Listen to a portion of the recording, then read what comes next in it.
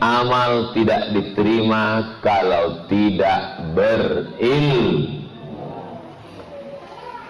Taubat 3 orang anak muda pelaku dosa dan maksiat. Setelah mereka bertobat, mereka pun bersemangat untuk sholat. Lalu kemudian ketika mereka sholat, saat mereka sholat itu tiba-tiba jatuh bangkai tikus dari atap loteng rumah yang lapuk. Tuh, kaget katanya. Kata imamnya di depan, kaget. Kata makmum yang di belakang, 1 orang nggak boleh ngomong. Kata kawan yang di sebelah, untung saya nggak ngomong. Batal 3-tiganya. Tidak cukup hanya sekedar taubat, nggak selesai hanya sekedar beramal. La ilaha illallah. Tapi coba lihat pangkal ayatnya. Fa'lam, berilmulah tentang la ilaha illallah. Alhamdulillah, Qurratul Uyun pengajiannya berkurikulum, bersilabus, bukan ngaji bebas. Ternyata Qurratul Uyun sudah menghatamkan 4 kitab. Salah satu kitabnya adalah Qurratul Uyun. Ternyata diambil dari nama kitab. Salah satu kitabnya adalah Ta'limul Muta'allim, tentang adab-adab menuntut ilmu. Jadi pengajian ibu bukan pengajian kaleng-kaleng. Baca kitab. Kami ngaji di Qurratul Uyun 4 kitabnya. Apa aja kitabnya? Aku lupa.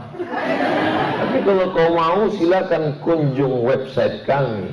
Begitu insya Allah. Yang belum ikut Qurratul Uyun, segera sebelum pendaftaran ditutup. Yang sudah ikut istiqomah sampai ke pintu surga. Jangan diaminkan. Masa cuma sampai pintu nggak masuk?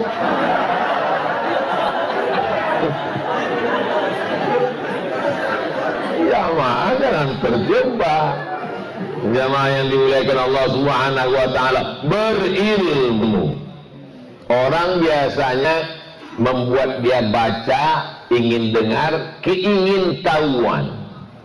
Buka langsung cari Google, ingin tahu, aku penasaran nih, mau tahu apa yang kau tuh. Ini artisnya jadi nikah apa enggak?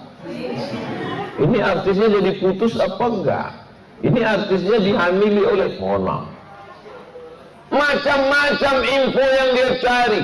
Tidak puas membaca website, dilihat dari di YouTube. Tidak puas di YouTube, akhirnya nelpon teman. Penasaran tentang sesuatu yang belum tentu dapat dibawa sebagai bekal menghadap Allah SWT. Sementara cara ceboknya dia tidak penasaran. Ustaz nggak sopan cara cebok. Kalau ceboknya nggak betul, sholatnya nggak sah. Cara cuci bajunya nggak betul, dia tidak peduli. Bajunya koko, sorban, celana, tapi dicuci dalam rice cooker, dalam mesin cuci. Ini baju kemeja papa, masuk. Ini peci papa, masuk. Ini kain sarung papa, masuk. Ini celana anak kecil habis pipis, masuk. Kena air masuk. Dimasukkan deterjen, masukkan air, pencet. Habis itu masukkan ke pengering, dryer. Selesai itu jemur.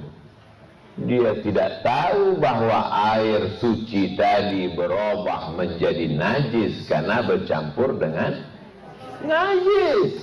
Dicium harum, dia bersih tapi tidak suci. Tapi bukan saya yang nyuci, Pak Ustadz. Asisten rumah tangga kenapa tidak diajari? Kita sudah ngaji, ibu sudah ngaji masalah toharah bersuci. Panggil dia, siapkan kursi, ibu duduk, ini ustazahnya sekarang. Kalian kalau mau nyuci, tolong kalian bilas. Ini kemarin ada nggak kalian bilas? Tidak, penjemur aja. Kenapa nggak kalian bilas? Karena memang iklannya begitu, sekali kucek tanpa bilas. Dibilas, disiram pakai air, setelah bersih, kering, barulah dia suci, baru dipakai sholat. Sholat bukan sekedar kesucian hati, tempatnya suci. Kita kadang selektif betul kalau melihat sajadah, ini bersih apa tidak? Bersih. Tempat sudah bersih, badannya bersih. Oh, kalau kebersihan badan jangan tanya lagi. Dari mulai tapak kaki sampai ke tombe, anti dandruff. Bersih badannya. Hatinya sudah dibersihkan dari hasad, dengki, busuk hati, dendam kesumat, nggak senang lihat orang lain dapat nikmat. Sama-sama satu pengajian, ustadznya satu, majelisnya satu, halaqahnya satu, liqa'nya satu, judulnya satu, tapi hatinya macam-macam. Lihat teman sebelah, oh tasnya mulai terasa panas dingin. Lihat teman pakai mobil baru, naik darah tinggi, padahal mobilnya minjam. Kita kan rugi 2 kali itu. Sudahlah dia tidak berkurang nikmatnya, malah nikmat sehat kita yang hancur kacau balau. Jadi kedatangan kita memang betul-betul fokus ingin ngaji. Adapun yang lain itu hanyalah kerikil-kerikil, bunga-bunga, batu-batu sandungan kecil yang menjadi lika-liku sebuah perjalanan dakwah. Maka bukan sekedar, kenapa Ustaz mulai dari pakaian? Karena pakaian yang kita bawa saat sholat. Lalu kemudian mulai bagaimana cara takbiratul ihram. Selalu ada pertanyaan, Ustaz kenapa begini? Pertanyaan-pertanyaan ke Ustaz itu adalah pertanyaan yang berpengaruh pada ibadah kita. Jangan nanya-nanya pertanyaan yang tidak ada efeknya sama sekali ke ibadah. Ustaz saya penasaran ini. Apa yang ibu penasaran? Itu Adam sama Hawa nikah, fatwanya mana? Nikah siri apa nikah terdaftar di kantor urusan agama? Apalah untungnya itu dan mahalnya apa ya Pak Ustaz ya? Seperangkat alat sholat atau kitab suci Al-Quran? Tidak berefek kepada amal kita. Coba bertanya, kira-kira sholat duha itu awalnya jam berapa? Yang paling afdal itu ayatnya apa? Kalau malam-malam itu kira-kira sholat apa duluan? Kira-kira nanti kalau saya selesai sholat tiba-tiba siku saya gatal, saya lihat ternyata ada kulit ikan mas. Kok saya sudah mulai bersisi ya? Ternyata tadi waktu nyuci ikan mas kulitnya nempel. Berarti ada sebesar ujung kelingking yang tidak kena air wudhu. Kira-kira sholat saya sah apa tidak sah? Kalau sholatnya tidak sah, berarti sholatnya diqadha apa diiadah, atau qadhaan, adaan atau iadah. Ini pertanyaan-pertanyaan yang membuat kita risau, kerisauan kita bernilai ibadah. Ini kadang kalau ditanya, jamaah ada pertanyaan? Saya sebetulnya banyak yang mau saya tanya Pak Ustaz, tapi begitu pengajian hilang semua. Makanya ditulis. Di handphone itu kan ada satu di situ yang kita ketik untuk mencatat. Pertanyaan nanti dengan Ustaz ini penting. Begitu ada sesuatu kita tanya, ini anak saya Pak Ustaz gimana cara mendidiknya? Pertanyaannya dia tanya Allah di mana? Allah itu laki-laki atau perempuan? Bagaimana cara menyembah Allah? Maka ini semua pertanyaan-pertanyaan yang membuat kita selalu penasaran. Ustaz sampai sekarang masih penasaran. Ya, setiap ada sesuatu selalu saya tanya. Ustaz masih bertanya? Masih. Gimana Ustaz menjawabnya? Saya cari dalam kitab. Assalamualaikum Ustaz. Waalaikumsalam. Bagaimana kalau ada orang keluarganya, bapaknya, ibunya waktu hidup nggak sholat, setelah meninggal dibayar pakai beras? Hah? Sholat bisa dibayar pakai beras? Saya nggak bilang nggak boleh. Tunggu, saya pulang dulu ke rumah, saya buka kitab dulu, cari. Setelah dapat, baru dikirim. Oh, jadi Ustaz Somad sering juga ditanya jawab. Tapi kami tonton di YouTube terus yang bisa jawab di-upload. Ya nggak bisa disimpan.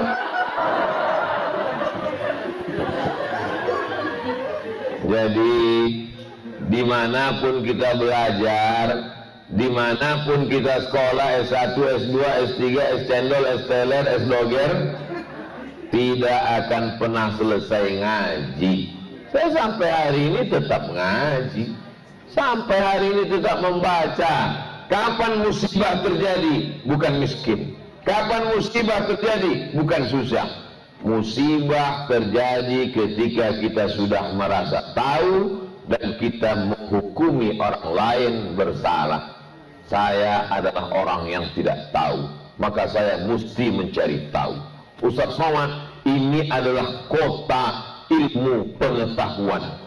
Oh, kata Bupati Sumedang ke saya. Kok gitu Pak Bupati? Ya, ini kota ilmu pengetahuan karena di sini banyak tamu Sumedang. Ibu terlalu serius. Bupatinya yang ngomong ke saya waktu saya datang ke Sumedang. Saya pun serius juga. Habis jam 10. Ternyata duduk di dekat orang yang hatinya haus ilmu, itu tidak terasa kita menyampaikan. Ustadz, ustazah, guru, itu ngerti betul psikologis.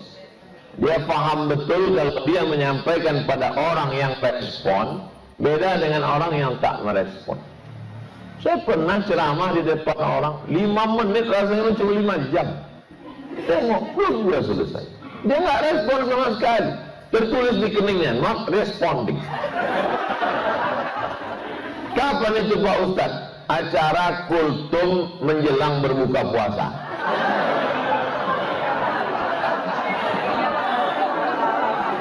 Ada responnya gini aja respon. Dia nengok jam juga lama. Sirine tidak berbunyi, kita yang disalahkan. Makanya sejak itu kalau saya diundang saya, Ustadz nanti tolong datang acara pengajian. Jam berapa? Tarawih malam, oke. Jam berapa? Kajian iktikaf, oke. Jam berapa? Kajian setelah menjelang subuh, oke. Jam berapa? Berbuka puasa, nggak tobat. Ngapain menceramahi orang gelisah? Risau dia. Dia lihat wajah kita, ingat dia kolak pisang. Wajah kita coklat, santannya gula merah. Jadi nanti kalau ada yang nanya, apa tadi acaranya? Milad Qurratul Uyun yang ketiga. Siapa yang ceramah? Ustaz Somad. Apa yang disampaikannya? 3. Apa yang 3? 3 itu yang diingat, jangan kolak pisang tadi. 3 yang disampaikannya. Yang pertama, kita mesti merasa berdosa, banyak silap, banyak salah masa lalu, masa kita mesti bertaubat. Setelah taubat tidak cukup hanya itu, maka diiringi dengan amal saleh. Amal tidak diterima kalau tidak dengan amal ilmu yang benar, maka kita mesti menuntut ilmu. Tertulis di belakang truk, ilmu jangan dituntut karena dia tidak bersalah. Ada aja mereka nulis di belakang. Kemarin lebih bahaya lagi tulisannya, tunanganmu menjadi inspirasiku. Apa ini? Coba bapak-bapak supir, kalian tulislah di belakang truk itu yang membangkitkan amal soleh, supaya supir di belakang itu melihat. Yang kaya dia baca, ingat mati.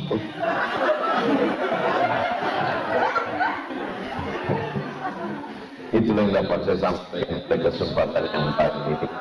Mari kita